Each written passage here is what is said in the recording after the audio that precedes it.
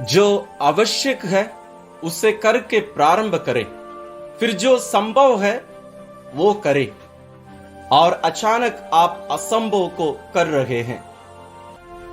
हमारे जीवन में हम बहुत सारे असंभव चीजों को करना चाहते हैं, लेकिन हम कर नहीं पाते हैं।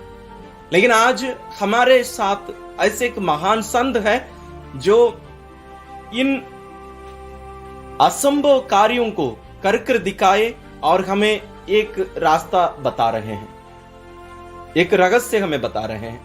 और वो महान संत है असीसी के संत फ्रांसिस। संत फ्रांसिस का जन्म 1181 में असीसी में हुआ। वे एक महान प्रचारक थे, लेकिन अपने जीवन में कभी पुरोहित नहीं बने, क्योंकि उनका मानना यह था कि वे उसके योग्य नहीं थे।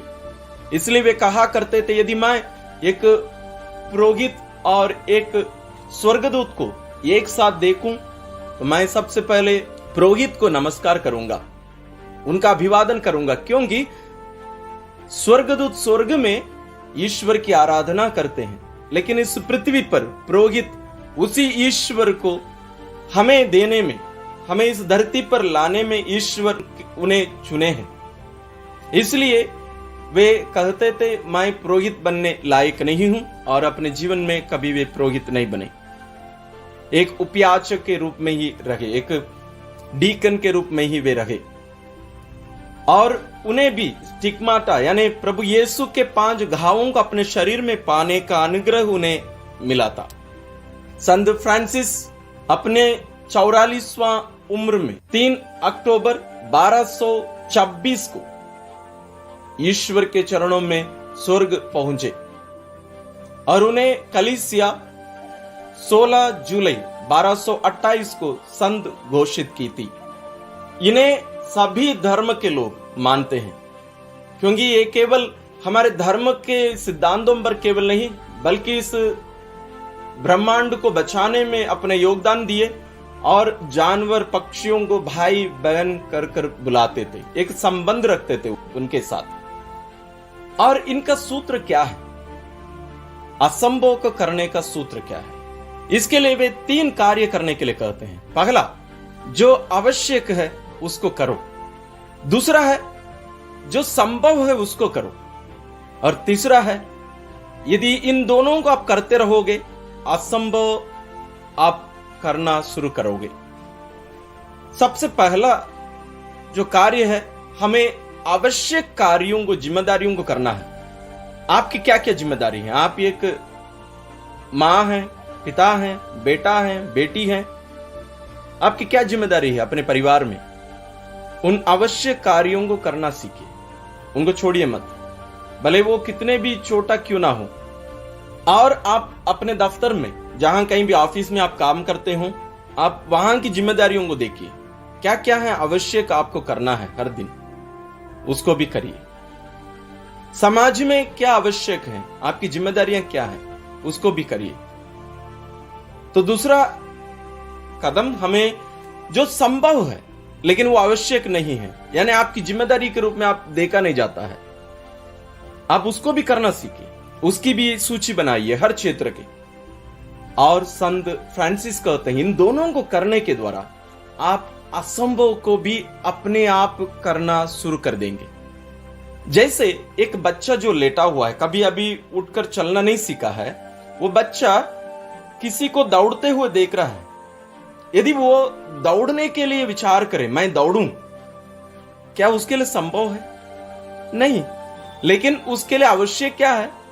पहले बैठना सीखना, फिर खड़े होना सीखना, और उसके बाद संभव क्या हो सकता है? चलने के लिए सीखे, वो संभव है उसके लिए। उसके बाद अपने आप वो धीरे धीरे दौड़ना सीख जाएगा। यदि मान लीजिए वो बच्चा उठकर बैठने, खड़े होने, चलने, इन तीनों कार्यों को नहीं करता, वो सोचे नहीं मैं ये सब नहीं करूंगा, मैं सीधा दौड़ूंगा ही, आपको क्या लगता है वो बच्चा कभी उठकर बैठ पाएगा, खड़े हो पाएगा, चल पाएगा? आप दौड़ने के बारे में भूल जाइए, वो इन आवश्यक और संभव कार्यों को ही नहीं कर पाएगा। एक साधारण उदाहरण है ये, इसी में ही आप जो भी असंभव कार्यों के बारे में आप सोचते हैं उसको आप अपने ध्यान में लाइए, आप विचार करिए। आपको जो असंभव सा लग रहा है उसके अंतर्गत क्या क्या आपके लिए आवश्यक है करना, उसकी एक सूची बनाइए और उसको करना शुरू करिए। और उसके अंतर्गत आप देखिए क्या क्या संभव है आपके लिए, उसकी सूची बनाइए और करना शुरू करिए। और फिर आप देखेंगे आप असंभव को भी कर रहे होंगे। फिर भी हम देखते हैं कि हमें ऊर्जा की, एनर्जी की जरूरत है, क्योंकि हम अपनी शक्ति पर, अपनी क्षमता पर यदि हम निर्भर रहकर जीना, इन असंभव कार्यों को करने का प्रयत्न करें तो हम हार जाएंगे। तो इसके लिए क्या उपाय है, उसके लिए हम संत पौलुस को लेकर आते हैं। संत पौलुस हमें एक सूत्र देते हैं।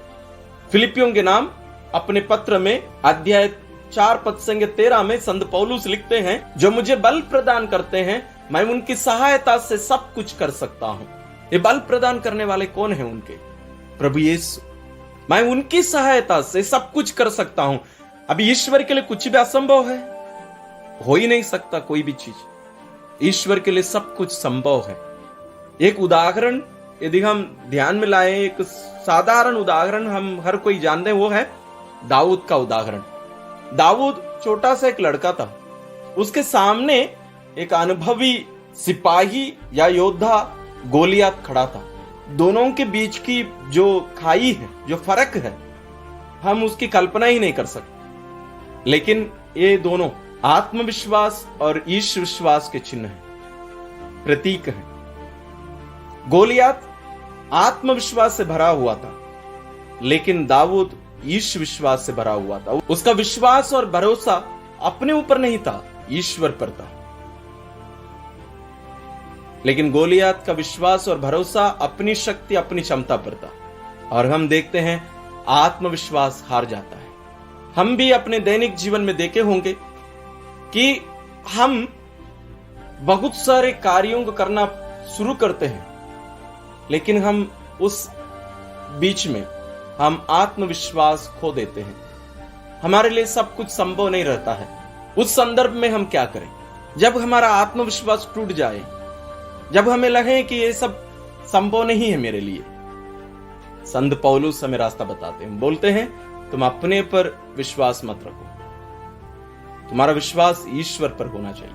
जब हम ईश्वर पर विश्वास कर लेते हैं, हम अपने ऊपर पूर्ण रूप से विश्वास करने पाएंगे, क्योंकि मैं अपने आप को ईश्वर के साथ जोड़कर देखता हूं, तो हम देखेंगे हमारे लिए सब कुछ संभव होगा। तो आज ये दोनों महान संत पौलुस हमें ऊर्जा और उसका अलग ही एक सूत्र बताते हैं, और संत फ्रांसिस हमें इसके 3 कदम, माने 3 स्टेप्स हम कह सकते हैं, जो हमें असंभव कार्यों को भी करने के लिए हमें मार्ग बताते हैं। इन दोनों की शिक्षा को अपनाकर हम अपने जीवन में असंभव को भी कर ईश्वर की महिमा के लिए जीने की कृपा आइए हम ईश्वर से मांगे। आइए हम अपनी आंखें बंद करें। आज हम संत फ्रांसिस की उपस्थिति से हम आशीषित किए गए हैं। वे आज हमारे साथ हैं, उनके बारे में हमने कुछ सीखा, और वे हमें असंभव कार्यों को करने के एक सूत्र बताए। वह है, सबसे पहले अपने आवश्यक जिम्मेदारियों को करो, दूसरा है जो संभव है उसको करो, और इन दोनों को करने से हम असंभव को अपने आप करने लगेंगे। उसके लिए मैं अपने दैनिक जीवन से एक उदाहरण दिया कि बच्चे का जो कभी चला ही नहीं, और हम बाइबल से एक उदाहरण देके दाऊद का उदाहरण जो गोलियात को मार गिराया था। आपके लिए अपने जीवन में ऐसे क्या क्या कार्य हैं जो आपको लगता है कि मेरे लिए असंभव है? उनकी सूची बनाइए, आप उन सबको करने सीखिए। और संत पौलुस हमें जब यदि इन सब कार्यों को करते समय यदि हम थक जाएं, तो हम अपने अंदर परख कर देखना पड़ेगा कि हम कैसे कर रहे हैं, क्या कर रहे हैं, केवल नहीं कैसे कर रहे हैं। क्या हम आत्मविश्वास से कर रहे हैं, अपनी क्षमता पर विश्वास और भरोसा करके कर रहे हैं, या ईश्वर पर भरोसा करके? वे हमें ईश विश्वास की शिक्षा देते हैं। आइए हम इन दोनों बातों को, इन दोनों महान संतों की इस शिक्षा को अपने अंदर, अपने हृदय में ग्रहण करके इनका आत्मसार करें, और आइए हम ईश्वर से प्रार्थना करें। परम पावन दयालु पिता, हम आपकी स्तुति और आराधना करते हैं, आपकी जय जयकार करते हैं, आपकी महिमा गाते हैं।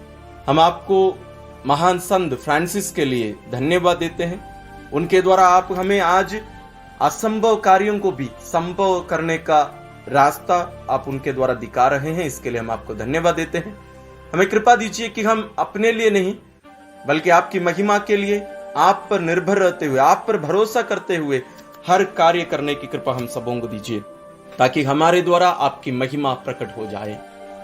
साथ ही प्यारे पिता, इस प्रार्थना में और आपके वचन सुनने के लिए जुड़ी हुई आपकी इन संतानों को आप अपने आशीष से भर दीजिए, इनका मार्गदर्शन दीजिए। आप सदा इनके साथ रहकर आपके अनुग्रह से इन्हें भर दीजिए, ताकि ये सब आपकी इच्छा के अनुसार आपके राह पर चलने वाला एक परिवार बन सके।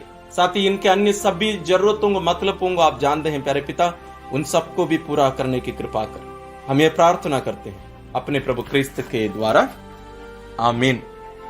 प्रभु ईश्वर महान संत फ्रांसिस के द्वारा आपको आशीर्वाद प्रदान करे।